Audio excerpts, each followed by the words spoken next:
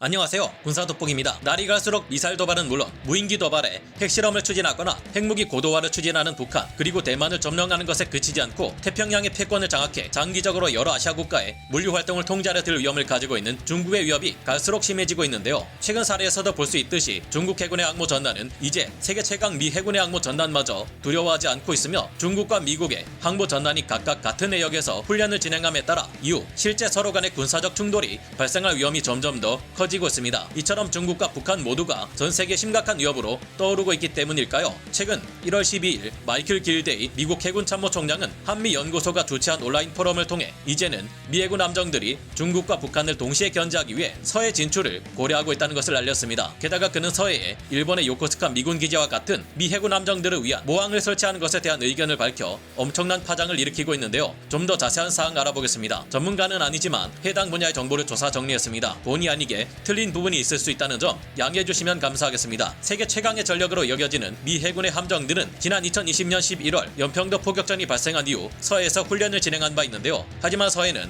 미 해군 함정들에게도 상당히 위험천만한 곳이며 수심이 얕아 미 해군의 핵 잠수함들이 활동하기에도 매우 어려운 지역입니다. 당시 중국과 북한은 서해에 등장한 미 해군 전투함들의 존재에 경기를 일으키는 것에 비유할 정도로 크게 반발하는 반응을 보였고, 이후 미 해군 함정들이 서해에서 활동하는 일은 자제해 왔는데요. 이후 중국에서는 서해 124도선에 선을 긋고 일방적으로 서해의 더 많은 구역을 자신들의 내해라 주장하며 함부로 침범하고 어족 자원을 멸절시키는 매우 해로운 불법 어업 활동을 벌여왔지만, 우리나라로서는 이 같은 중국의 태도를 차단하기가 쉽지 않을 때가 많았습니다. 그러나 최근 미 해군의 태도가 달라짐에 따라 이 같은 중국의 행동이 더 이상 이루어지기 힘들어지게 될 듯한데요. 서해가 뜨거운 쟁점이라는 사실을 잘 알고 있습니다. 미 해군이 서해에서 훈련을 하게 된다면 특정 목적에 부합하게 정확한 메시지를 전달할 수 있어야 합니다. 마이클 길데이 미 해군 참모총장은 지난 12일 이 같은 언급과 함께 굉장히 의미심장한 발언을 전했습니다. 그는 일본의 요코스카 미군 기지처럼 중국과 북한을 겨냥한 미국 해군 함정의 모항을 우리나라의 서해에 설치하는 것도 고려하고 있다고 전했는데요. 이 사항에 대해 그는 미 해군 모항에 한국 설치 옵션을 절대 배제하지 않겠습니다. 인도태평양 사령관과 함께 이 옵션을 논의하게 될 것입니다 라고 전하며, 추후 논의에 따라 서해에도 미군 기지가 들어설 수 있음을 확실히 했는데요. 한국의 서해에 미 해군 모항이 들어선다면 중국의 수도인 베이징과의 거리가 아무리 멀어도 1000km 안팎에 들어가게 됩니다. 미 해군의 모항이 서해에 들어서게 될 경우 미 해군의 강력한 영향력에 밀려 중국의 불법 어선들은 활동하기 어려워질 것으로 보이지만, 최근 중국 해군 항모 전단들이나 공군 전투기들의 행동을 볼 경우 중국 해군 전투함들의 도발이나 공군 전투기들의 도발이 심해질 수도 있을 듯한데요. 미국은 서해 미 해군 모항을 설치할 경우 중국을 견제하기 위한 서해 훈련 또한 진행할 계획이라는 것을 이번에 밝혔기 때문입니다. 북한의 군사적 도발은 상대적으로 약화될 가능성이 높지 않을까 조심스레 추측해봅니다. 미국의 전투함들이 서해에서 활동한다면 그 주력은 아마도 주마트 스텔스 구축함과 여러 종류의 새로운 무인수상 전투함들로 구성된 유령 함대가 되지 않을까 생각해보게 되는데요. 한국의 서해는 맞은편에 중국 칭다오, 상하이 등과 마주보고 있는 지역이며, 중국 해안에서 각종 대한미사일들이 쏟아질 경우 미 해군도 이 위협을 피하기 쉽지 않은 곳이기 때문에 한국의 서해에서 활동이 가능한 유인 전투함은 그동안 주말트 스텔스 구축함 뿐인 것으로 여겨져 왔기 때문입니다. 주말트 스텔스 구축함은 미 해군이 구축 중인 무인 전투함대 유령 함대의 지휘를 맡을 것으로 알려져 왔는데요. 주말트 구축함은 극초음속 미사일들을 다수 탑재하기 때문에 중국으로서도 엄청난 위협이라 느낄 수 있을 겁니다. 한국의 서해에 모항이 들어서고 우리 해군에서도 만약 미국의 허가하에 공격 원잠을 보유할 수 있게 된다면 한반도는 물론 미국 본토까지도 헌터킬러 작전을 통해 지켜줄 수 있을 텐데요. 현재 마이클 길데이 미 해군 참모총장이 일본의 핵잠수함 보유에 대해 언급한 이후 많은 논란이 일어나고 있지만, 중국이 북한과 마주보고 있는 항구에서 096형